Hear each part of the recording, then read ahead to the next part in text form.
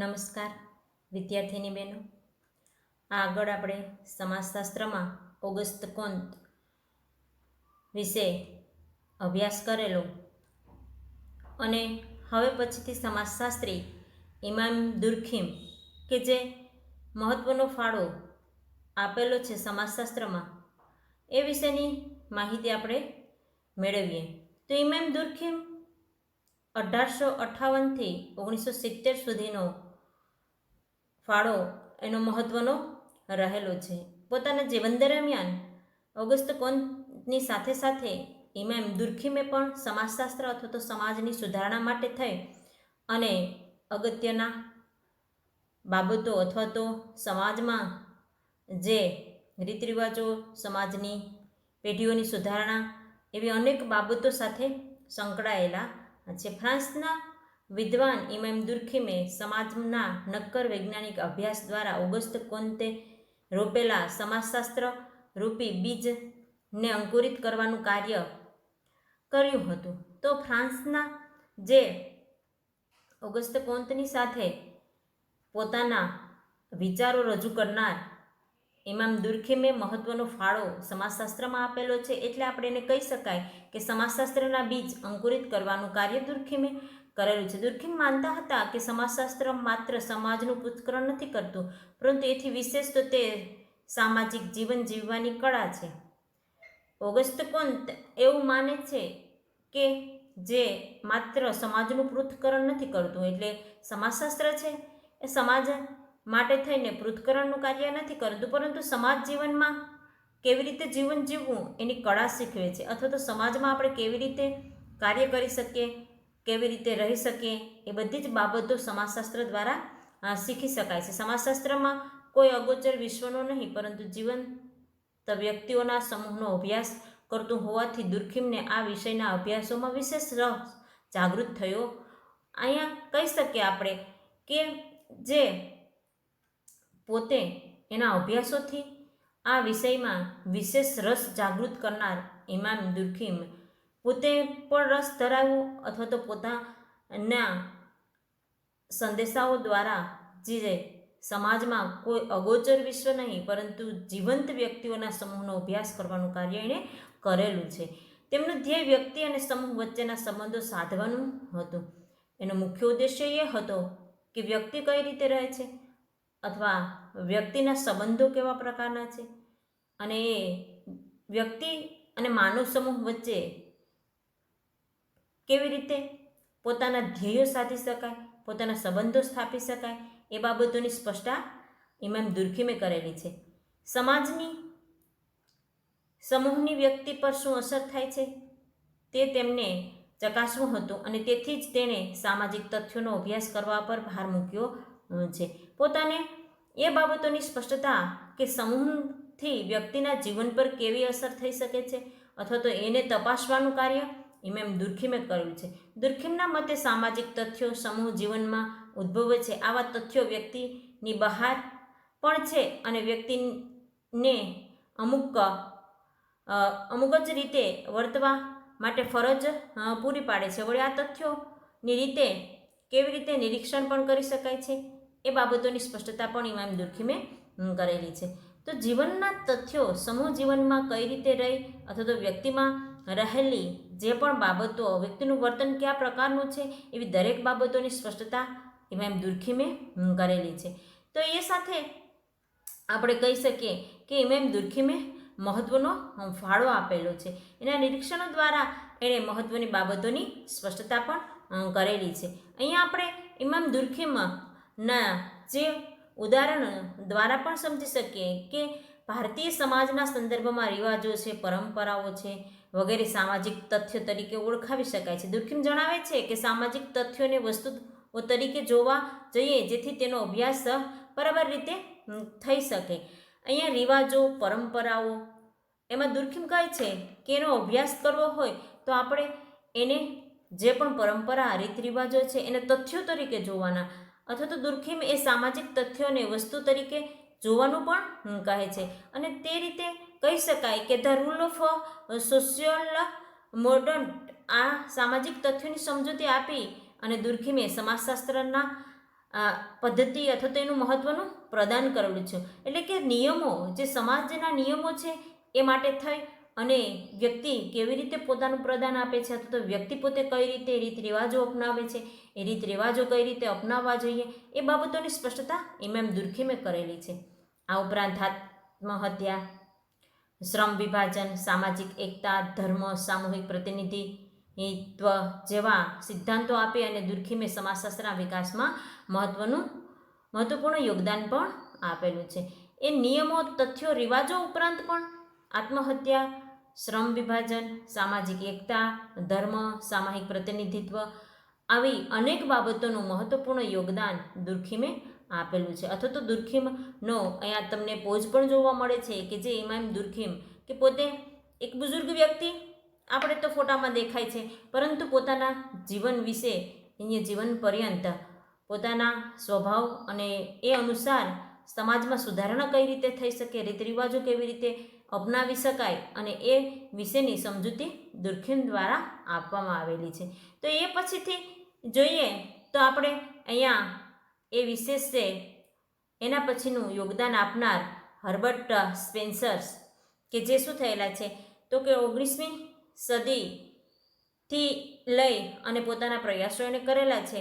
Herbert સ્પેન્સર્સ 1820થી 1903 સુધીના જીવંત પર્યંતમાં 19મી સદીના બ્રિટિશ સમાજશાસ્ત્રી હર્બર્ટ સ્પેન્સર સન 1873માં અહીંયા સોશિયોલોજી અને ધ પોઝિટિવિટી ઓફ સોશિયોલિટી જેવા પુસ્તકોના વિકાસની પ્રક્રિયા સમજવા માટે સામાજિક ઉત્ક્રાંતિના સિદ્ધાંતો પણ રજૂ કર્યા છે.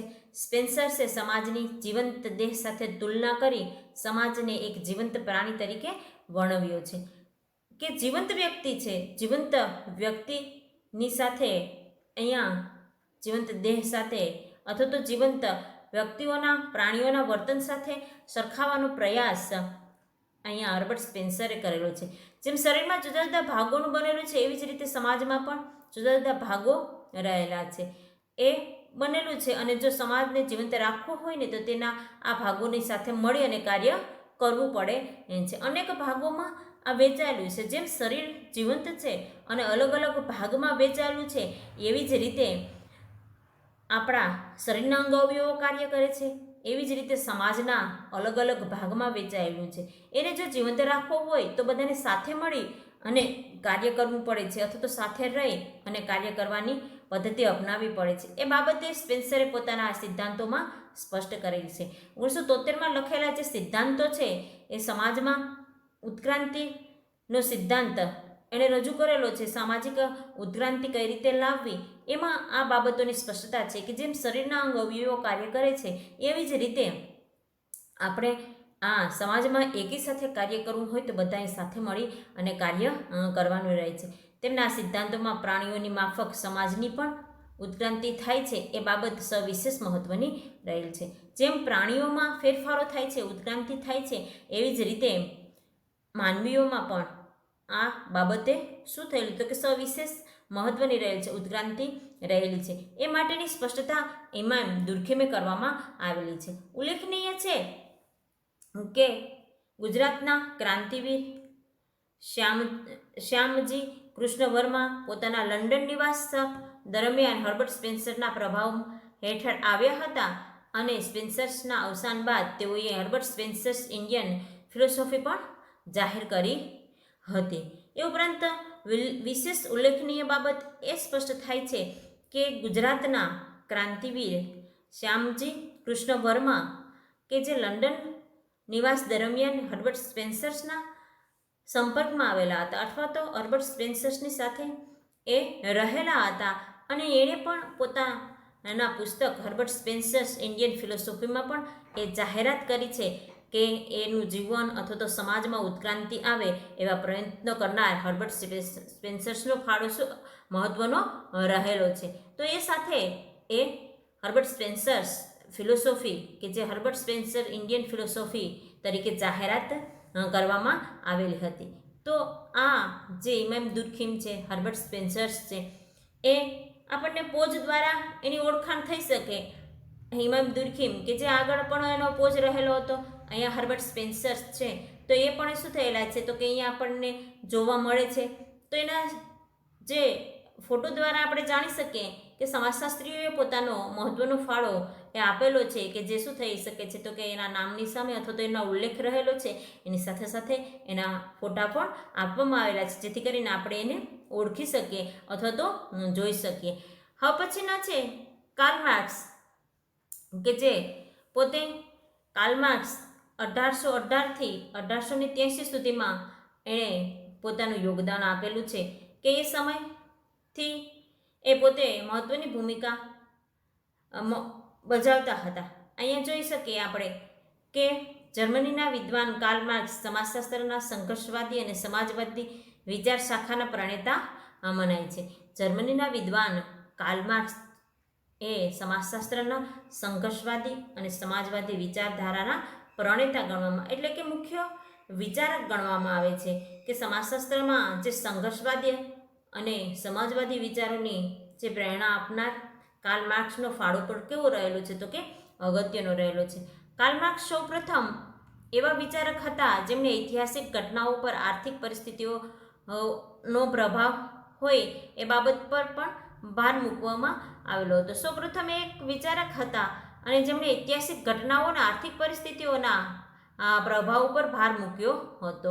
કાર્લ માર્ક્સ કે જે શું થયેલા છે તો કે મહત્વનો ફાળો આપનાર, પોતે આર્થિક પરિસ્થિતિઓ અને સમાજ સુધારણા અથવા તો સામાજિક બાબતો ઉપર મહત્વનો ફાળો આપનાર રહેલા છે. એણે જે તેમના મતે ઇતિહાસમાં જુદા જુદા તબક્કે ઉત્પાદનના સાધનોના આધારે સામાજિક વર્ગોની રચના થાય છે. ઇતિહાસના પ્રત્યેક તબક્કે હંમેશા બે જ વર્ગોનું પ્રભુત્વ રહેલું છે. એણે મહત્વનો ફાળો એ બાબતો ઉપર આપેલો હતો કે આર્થિક પરિસ્થિતિ અને સામાજિક વર્ગોની રચના કઈ રીતે થાય છે. સમાજમાં વર્ગ અથવા તો વર્ગની રચના બે વર્ગોનું જ પ્રભુત્વ રહેલું હતું. આ બે વર્ગો એટલે માલિક વર્ગ અને શ્રમજીવી વર્ગ. આ બે વર્ગ એવા હતા કે એક માલિક હતા, બીજા શ્રમજીવી કે મજૂર વર્ગ હતા. કાર્લ માર્ક્સ કહે છે કે આ બંને વર્ગો વચ્ચે હંમેશા સંઘર્ષ જ ચાલ્યા કરે છે. કાર્લ માર્ક્સનું કહેવું એવું હતું કે બંને વચ્ચે સંઘર્ષ જ ચાલ્યા કરતો હતો અને એ સંઘર્ષ માટે થઈને એણે આગવી હિમાયત કરેલી હતી કે એ બંને વચ્ચેનો એવો સંઘર્ષ હતો કે માલિકોને સતત એવું થતું હતું કે જે એને વેતન આપવામાં આવે છે એ પ્રમાણે એ લોકો કાર્ય કરતા નહોતા. શ્રમજીવી વર્ગને એવું થતું હતું કે અમને અમારી મહેનત પ્રમાણે મહેનતાણું મળતું નથી. આ બંને વચ્ચેનો સંઘર્ષ આવો ચાલી રહેલો હતો. આ સંઘર્ષ માટે થઈ અને વર્ગ સંઘર્ષ આ સતત ચાલતી પ્રક્રિયા અંગે તેઓએ પણ એક લેખ લખેલો છે જે માનવ સમાજનો આજ સુધીનો ઇતિહાસ વર્ગ સંઘર્ષનો ઇતિહાસ કહી શકાય છે. માનવ સમાજ સુધીનો ઇતિહાસ છે એ આજ સુધીનો વર્ગ સંઘર્ષનો કહી શકાય છે.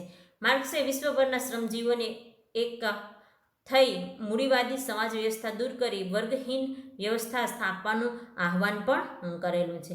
અને એ સાથે સાથે થઈ પોતાના જે અભ્યાસમાં એણે આજ સુધીનો જે ઇતિહાસ સંઘર્ષનો ઇતિહાસ વર્ણવેલો છે.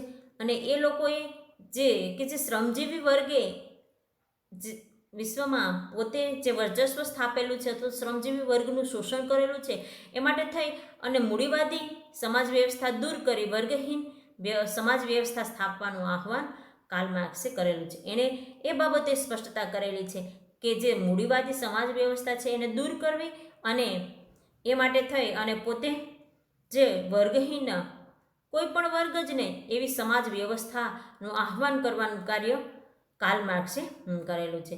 તો એ માટે થઈ અને પોતાના પુસ્તકમાં આજે પણ એક લોકપ્રિય કાર્લ માર્ક્સના વિચાર સમાજશાસ્ત્ર કે ડેસ્કૂપ પુસ્તકમાં પોતે પણ લખેલું છે કે કાર્લ માર્ક્સના વિચારો સમાજશાસ્ત્ર ઉપરાંત અર્થશાસ્ત્ર, રાજ્યશાસ્ત્ર, તત્વજ્ઞાન જેવા સામાજિક વિજ્ઞાનો પણ વિશેષ રહેલા છે.